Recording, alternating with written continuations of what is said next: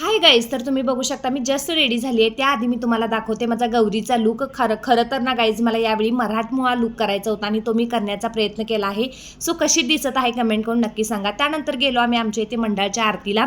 त्यानंतर वरच्या मंडळाचा महाप्रसाद होता. सो आम्ही तिथे गेलो महाप्रसाद घेण्यासाठी आणि गर्दी खूप असल्यामुळे ना गाईज आम्हाला ॲडजस्ट करून बसावं लागत होतं. आणि आमच्या इथली मुलं सांगत होती की चोपडे गल्लीमध्ये जय भवानी तरुण मंडळाने ना खूप सुंदर असं अमरनाथ गुफा तयार केली आहे, देखावा तयार केला आहे.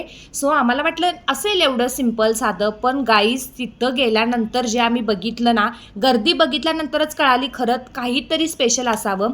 सो आम्ही आत गेलो आणि आत गेल्यानंतर गाईज खरं तर सांगू, आजूबाजूला पूर्ण वरती कापसाचं डेकोरेशन होतं आणि पूर्ण असे मोठे मोठे बर्फ साईडला ठेवले होते, जेणेकरून ते फोडून फोडून खाली ओतता येईल. आणि हे बघा गाईज, ओरिजिनल बर्फ आहे आणि ओरिजिनल बर्फावरूनच लोक येत होते जात होते.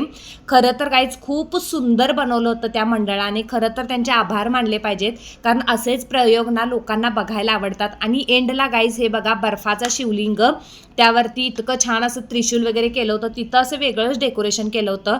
खरं तर गाईज हे बघण्यासारखं होतं. आणि तुम्ही आसपास असाल, कोणी लोकांनी बघितलं असेल, कोणी नाही बघितलं असेल, पण खरं तर गाईज माझ्या ब्लॉगमध्ये बघा तुम्ही, खरंच खूप सुंदर आहे.